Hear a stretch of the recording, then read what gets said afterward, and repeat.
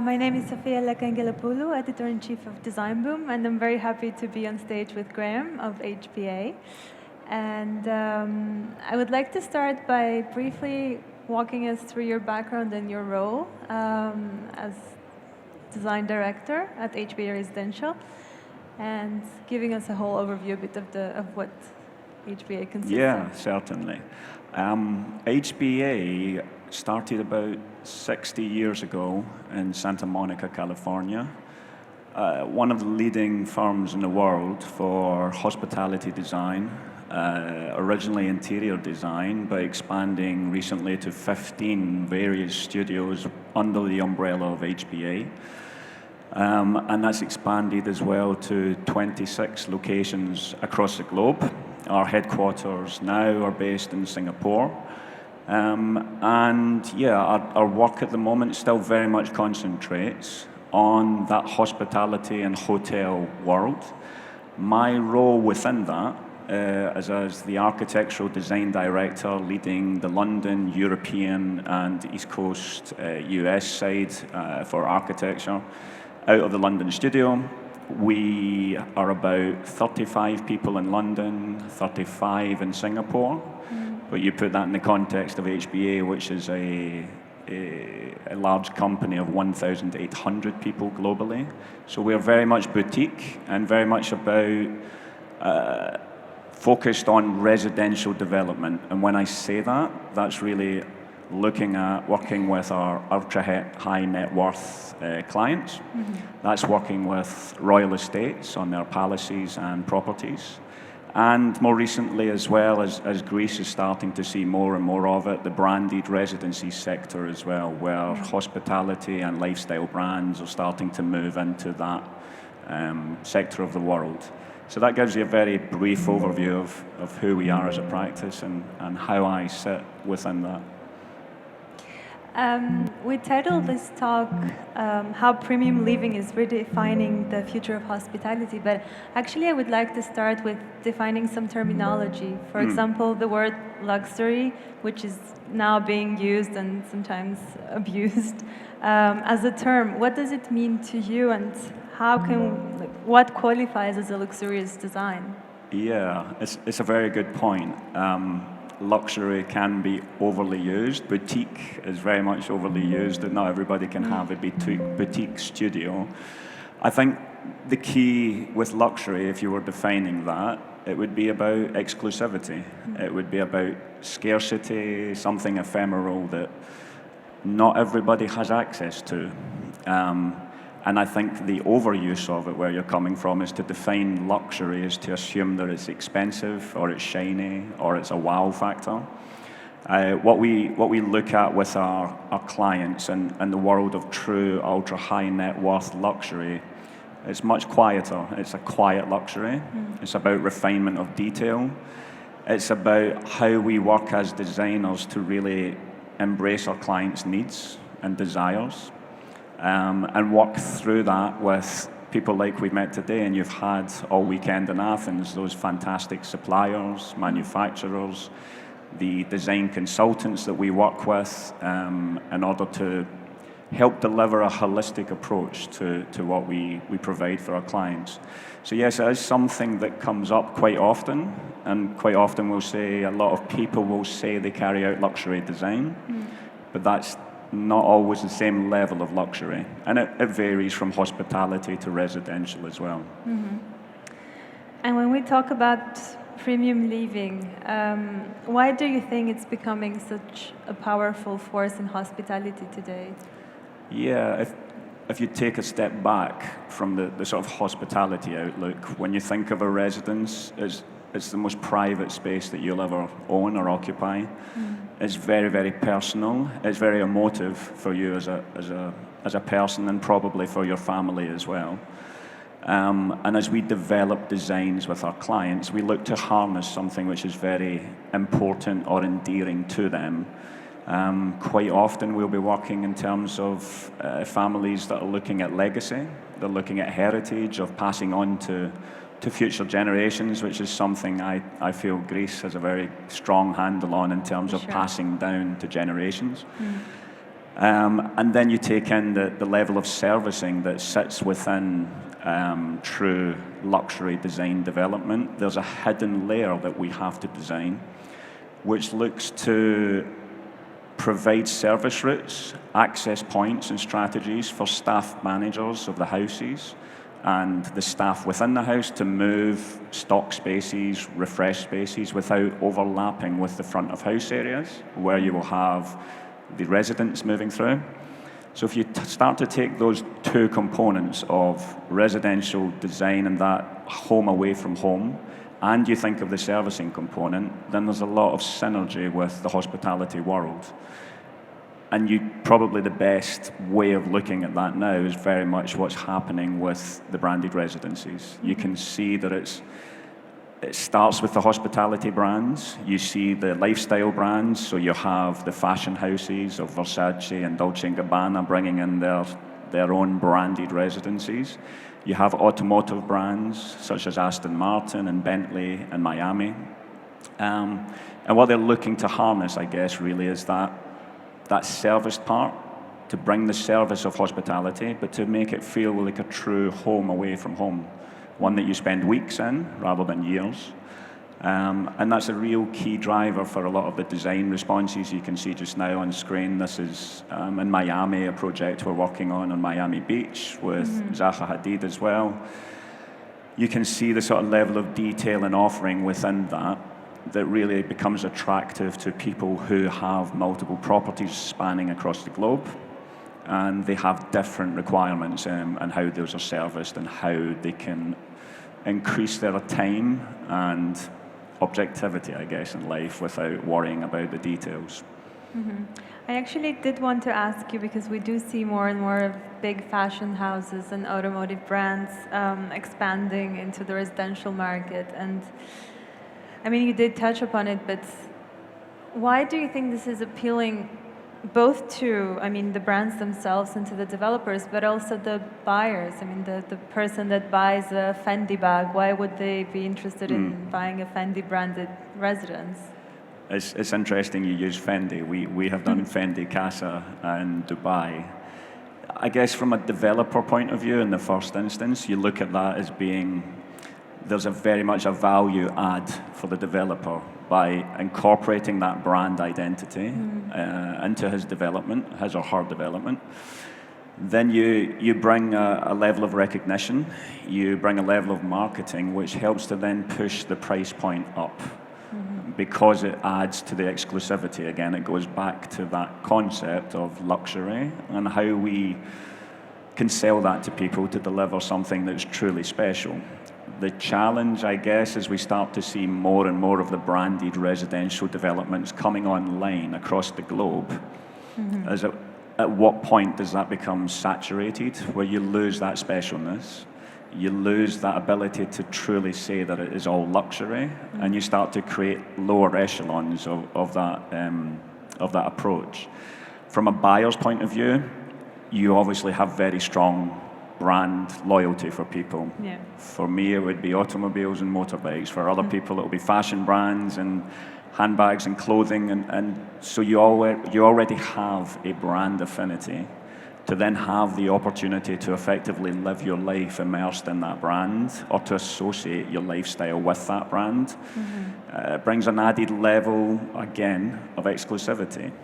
There's probably a whole other scenario of psychoanalysis as to whether that's the way we should be buying houses, but I'll leave that for somebody far more intelligent to me to talk about. But I think it's a key one, and we see more and more of very much the fashion houses are pushing a lot of the branded resi. A lot of them develop and deliver their own furniture as well. So you get a holistic approach to the design solution. Yeah, yes, it kind of works also as a showroom to put their furniture in the right place. Exactly, it's the right place at the right time. Yeah. You've worked across North America, Europe, Asia, and the Middle East. And you've worked with clients in all those places. What are the biggest differences that you spot when working with clients from different regions? What do they want?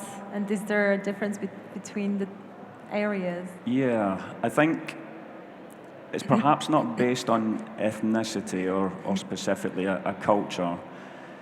And that with a lot of our clients, they will have multiple properties across the globe. And each property will have been purchased. If they've bought something in London, in the West End, it's because they enjoy being in that part of the world. At the same time, they may be in Miami or they may be in Los Angeles, and again, it's because they've connected with the region. So the design response is always very specific to context.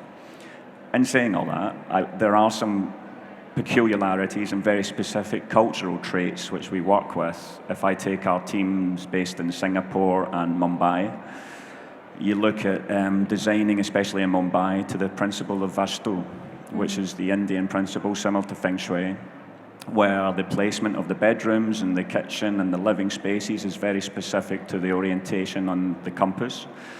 And that's very important for our clients that is adhered to as much as possible. So you have a layering of design development that you have to be conscious of other cultures and how they bring them in.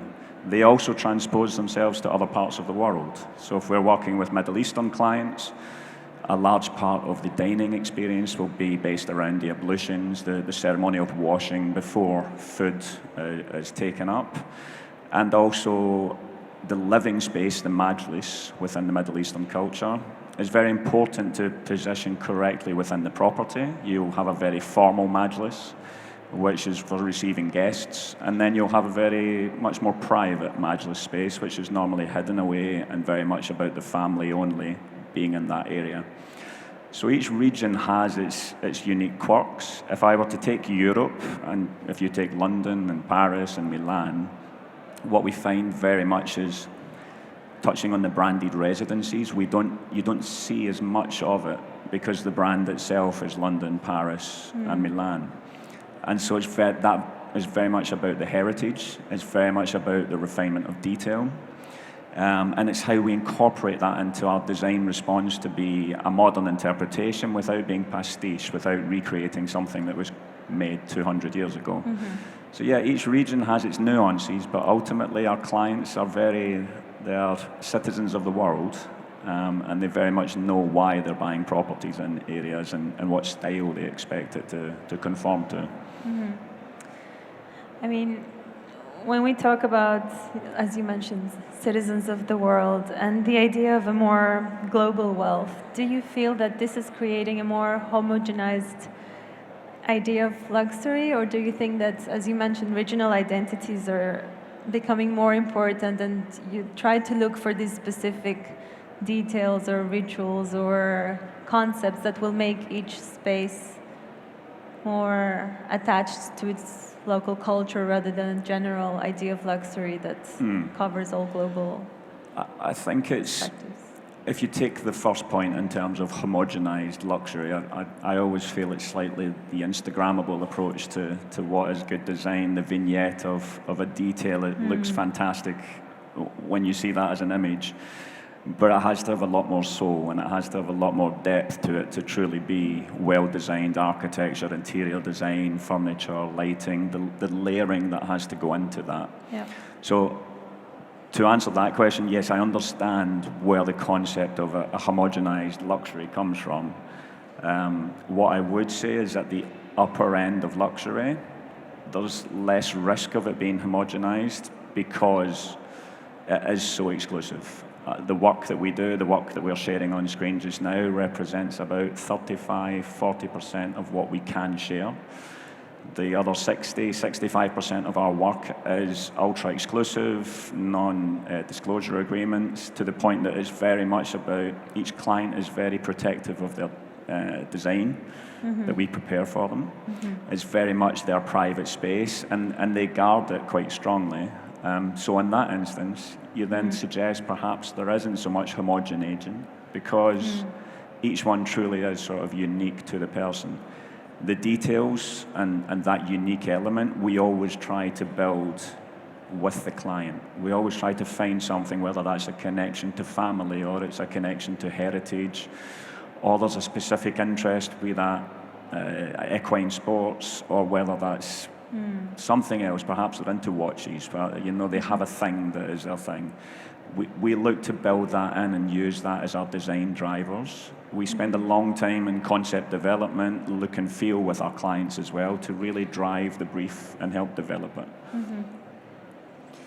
A big part of luxury as well in residences is also amenities and the idea of wellness. And I feel that more and more amenities are sort of defining entire developments compared to how it used to be, you know, that it would be like an add-on or something. Are there some kind of amenities that your clients are prioritizing today? And maybe that's also kind of related to the idea of wellness and how it's becoming a central theme in high-end living, and how do you work around wellness within your projects? Yeah, it's interesting to take wellness as a concept. I guess if you look at most people's life, it's time, health, and money. When money's doing okay, you're left with time and health. We're not getting any more time yet until AI decides it wants to give us more time. So really, there is a lot of focus, especially from our clients, on longevity and on looking after wellness. So that's where the wellness trend really comes into it. That then informs what we deliver, as you can see here as a good example. This is the Abu Dhabi Shah Wellness Resort. It's very much about having those amenities as a holistic design response that tend to wellness. Within private properties, as we move more into the higher levels of luxury, we have the obvious spa delivery. You'll have spa treatment rooms, you'll have the pool, you'll have salt rooms, ice or snow rooms, infrared treatments, hair salons, many things that you could have within that space. But what's important as well is how we integrate that into the design again. It's not just a plug-on, it's very much part of the arrival experience and then movement through the home. It becomes an integral part of a daily ritual for our clients that can utilize the spa. And then you move past that and you start to get into properties where we incorporate medical facilities, we incorporate smaller grocery stores, so there may be food brought in and it can be shopped from within the property. For the children, there's a plethora of play spaces and different installations. So the amenity element is kind of, it's open to your imagination. We've probably held most of it down to, if you really want, you can park your car in your living room if that's what really is what you want to do. It's fantastic. It's really opening a whole new sort of chapter or horizon for private residences somehow. I mean, it is. You're always trying to think outside of the box. You're trying to do something that somebody hasn't done, which is difficult these days. And it's challenging, but it is very rewarding because you get to test the boundaries of design. You get to test what it is that defines a really properly well-designed and well-delivered luxury residential property. Well, you have some ties to Greece yourself, and you can speak a little bit of Greek, or a lot. It wasn't a challenge to get you to speak Greek. I wanted to ask you a little bit about Athens and, you know, the major transformation that is happening here. Obviously, we have the Ellinikon development as a flagship example of that, and somehow it does relate a lot to luxury living as well, or to premium living.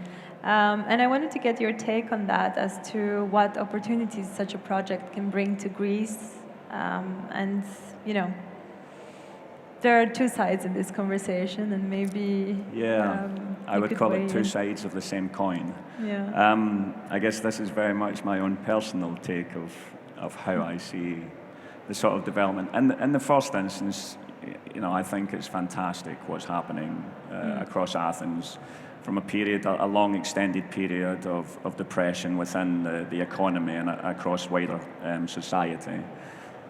Ellinikon has given it that catalyst to regenerate and almost have a rebirth within a certain element, a city within a city, you know, it's an entire neighborhood. Lucia was very good yesterday, taking us through the master plan that Fosters have prepared. And it's the right master plan in terms of the mix of uses, thinking clearly about the green space within Athens, which is limited if you look at the existing fabric, and thinking about how you create the communities. the positive side, you can see the development, the investment, bringing finances into the city and into the country as a whole is a massive plus and a bonus, and it really offers an opportunity, I think, for Athens and Greece in general to paint a very different picture on the international stage. One that moves away from stereotypes, one that gives an opportunity to project something far more positive, open-minded, and all-encompassing. The other side of the same coin, I guess, for me, from a personal point of view, luxury is great. It's not a bad thing. I work in it, so I would say that. But I do think exclusion is wrong. So the careful balance within things like a 𝗦𝗲𝗿, where you have the tower and you have the luxury residential along the waterfront, which will be fantastic pieces of architecture, is making sure that while that is all happening, there is still this fostering of community, that to the ordinary Athenian, to the ordinary Greek, there is a space they can access, that they feel empowered to utilize, that they don't feel excluded from. Because you can see that in other areas of the world, and I wouldn't single out any one specific one, but you can end up with very restrictive developments. You can end up even with gated communities, which are not the way we should be looking at sort of larger scale development on an urban size. And I really genuinely believe the way Fosters and partners have gone about the approach of the design is spot on. It's really now about how that is brought to fruition in real life, and concrete and glass and steel. Because I think it will be a really important moment for Greece, that the 𝗦𝗍𝗿 gives that piece back to the community, that it gives it that hope that then, off the back of that, you can then generate a whole load more of positive improvement within the built environment and Greece in general. So yeah, it's a tricky answer. It's multi-layered. I'm sure it is. I mean, nobody knows until we see it built, I guess. But I mean, for you, I guess, because you've seen a lot of premium or luxurious developments built around the world, and do you have some sort of understanding of what it would take for such a development to really not become, this isolated luxury enclave, but actually connect with the local, community and the climate and everyday life? And yeah, I think if I knew the answer to all of that, they would pay me a lot more money. Yeah, I think some of the key elements within that, to me, that again, very personal for me, having had Athens as a second home for 22 years. There's something very special about Athens, especially at night time. And there's a sort of the architectural fabric of the city.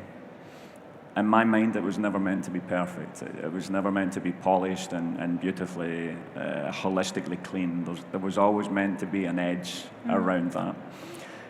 So to me, as 𝗦𝗍𝗿 develops, and we obviously all see the design proposals coming forward, they look fantastic. They really are. You can see the luxury element has been thought through. The various levels of development within it are there as well.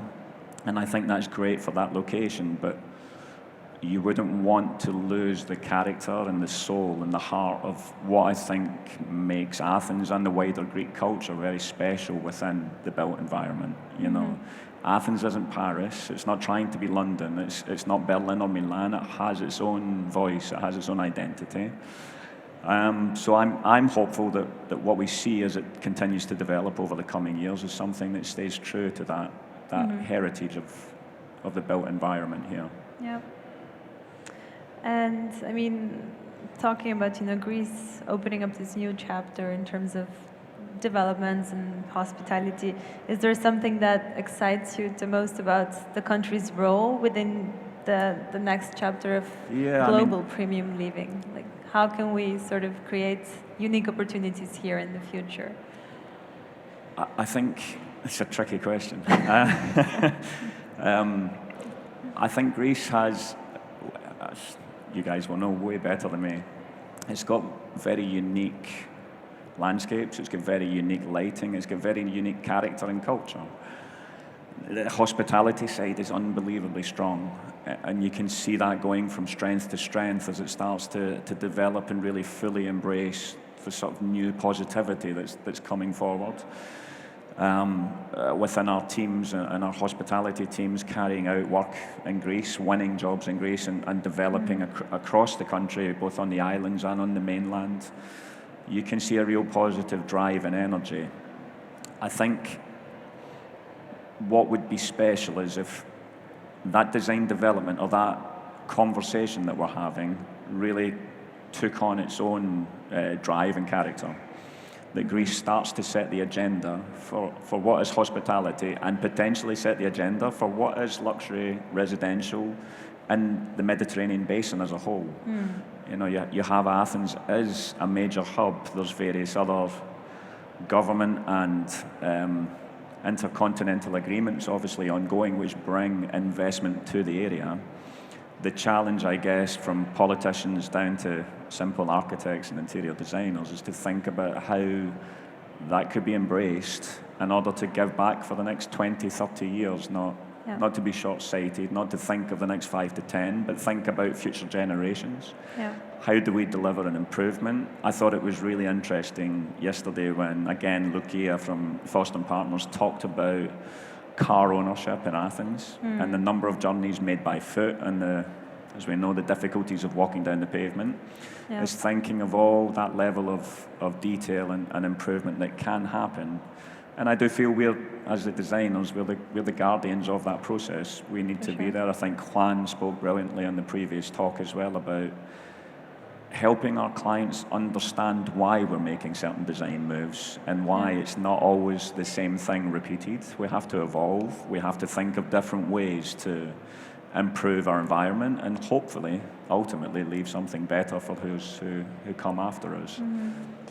Yeah, I mean, I think, you know, there's a culture of hospitality here in Greece somehow that's very impermanent. So a lot of things get developed for the next few years, but there's not so much of a longer vision as to what hospitality architecture contributes to an overall identity. I mean, of course, we have very different landscapes, very different areas in Greece, and each of those has a very specific identity, but I feel like we are in the process of defining a national, let's say, architectural identity that, you know, you think of, I don't know, Paris, you have this in your head, you think of Dubai. So it's interesting to see how architecture contributes to that and creates what. I think, and it's moving past stereotypes as well, I guess. For sure. The design is traditional design within Greece. If you visit the Northern Islands or you move to your own hometown of Thessaloniki, there's different character as you approach the mountains. You know, quite often what's sold will be the 𝗬𝗲𝗿 white buildings and blue roofs. That's a tiny fraction of what it actually means. And I think there's a discourse there to be had, and I think it was Elias yesterday on the panel as he was talked about. It was a spring, the recent expansion and development and opportunity was almost, there was a compressed spring through the sort of economic downturn, and it's now exploded out, which is fantastic in terms of delivering development. But now is it the time to actually have the conversation of what does that development mean? What does it mean in the bigger picture going forward? How can that be brought into much more successful master planning, visions looking ahead to 2030, 40, 50, and further forward? It's a much larger conversation. The luxury element will always be there. Exclusivity will always be there. But it doesn't need to be viewed as something that hinders. Quite often that investment in the country is what drives additional investment and filters down through the economy. Yeah, definitely. And when we talk about the future of premium living and hospitality, what are some of the global trends that you think will define the sector in the next years? Yeah, that's a very good question. I would say with a lot of the work that we do, and you're looking at some of it just now, Dubai at the moment is driving a lot of innovation within the world of design. You were seeing more and more where Dubai previously may have been in the luxury world. It was about the show and the spectacle. We're seeing more of the bespoke detailing, bespoke design responses. It's much more about privacy. It's thinking about something that's more permanent and more, again, going back to heritage and legacy. I think moving forward, perhaps we're going to look, in Southeast Asia we see it more within our developments, it's the intelligent home. It's a home that breathes with you. It's thinking as you move through the spaces, it's detecting your presence potentially, it's looking at how we already have properties where rooms are dosed via central systems which dose them with perfumes, so each room has its scent and then evokes a different emotion. It's very much about tailoring to an individual's needs, and I guess it goes back to that kind of comment about what do you put in the wellness spa. Across the board for all residential, it really is about, if your client can dream it up, the chances are we're going to explore it and look to invest and understand. But yeah, I think it will be interesting to see where we go with automation, and as much as we've been talking about that for homes for 100 years, it feels much more tangible in terms of intelligent luxury living. And is there some room for another quite overused term, sustainability? How does luxury and sustainability? Yeah, that's a really good question. And we follow on from Juan, obviously, with 3XN and GXN's approach, where it's very heavily focused on that sustainable approach to reuse of buildings. We do work on, and even now we're working on estates where we're reusing, repurposing existing buildings.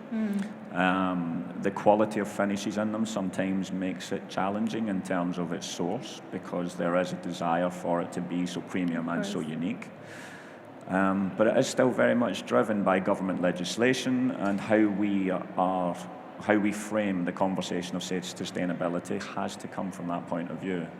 So it's not that it's disregarded, it does very much form part of our design response, and you'll see that as you then work into the furniture and the detailing. I think it's across the board, it can't only be in one sector of architecture and design that we look at sustainability. Fantastic. I was hoping to open the floor to some questions if you're open to it. Sure. If there are any questions. English or Greek? English or Greek? No. Yes. Yeah.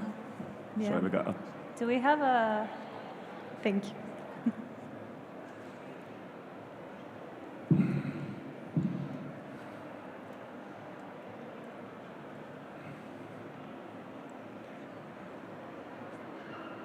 First of all, thank you very much for the presentation. I think it helped us a lot today. I was just asking because when you talk about sustainability and healthy buildings, it comes to mind, do you use like certification schemes to assess your buildings or your design, like LEED certification, when we have just had the first single-family home in Greece certified with LEED Platinum, which is a renovation project indeed. And also, like there's a well certification, because I think like the building materials influence a lot our health and the lighting and the daylight and everything. And it's, I think, something that if you talk about luxury and talk about golden marble, whatever you think is luxury, those buildings still can kind of hurt your health. Do a lot of bad things to you. So how does that play a role in your design process? Yeah, it's a very good point. Not all clients will engage with it. However, we do have projects where we use the WELL certification, less so LEED in terms of private properties. Again, part of the challenge is the discretion of the project itself, so releasing information about it can sometimes be quite sensitive. But the WELL process, we will tend to incorporate that within it, whether that's the added vitamins within their shower, it's like you say, the air control, the quality of air, the filtration systems. If I were to delve into the detail of servicing via fan coil units with ducted returns and capturing particles within the systems themselves, our team focus quite heavily on that, because one thing is to detail it in, the other piece of the design puzzle is to make sure that that's not apparent. We have to hide those details, those slots and access panels don't happen in luxury properties. We have to be very clever about how we do that as well, and that's part of the skill set that we bring. But to your point, yes, it's all about premium wellness within those spaces. The temperature range as well that we can push to will normally sit outside what a normal conditioning system within a property. It will go lower and higher in order to allow the owner to feel a true level of personalisation. Sometimes it can be mixed mode, less on the ultra luxury in terms of ventilation. And then heating systems, cooling systems, again, all very bespoke, working with the marble finishes, working with, if you have a carpet that's too thick, you know that you're not going to get the heat coming through the carpet. So again, there's a whole layering of detail which our technical teams pick up. So it's very much not disregarded, it's incorporated right from the start of our design. I think where I would say we probably haven't delved too deeply into it, but given where things are moving, are things like embodied carbon and operational carbon within private residential. In the past, I've worked on that similar to what Juan had talked about, with commercial office developments. It's very important now. So you'd normally find that will take a lead, and then the residential element will come into that same sort of analysis. So yeah, we do fully expect it to keep ramping up over the coming years. It was a very good question. Thank you. Thank you. Any more questions?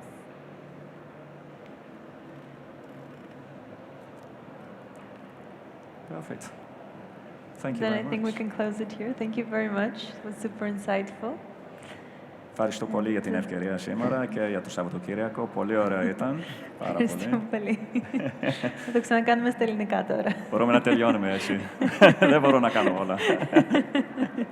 Τέλεια. Ευχαριστώ πάρα πολύ. Ευχαριστώ.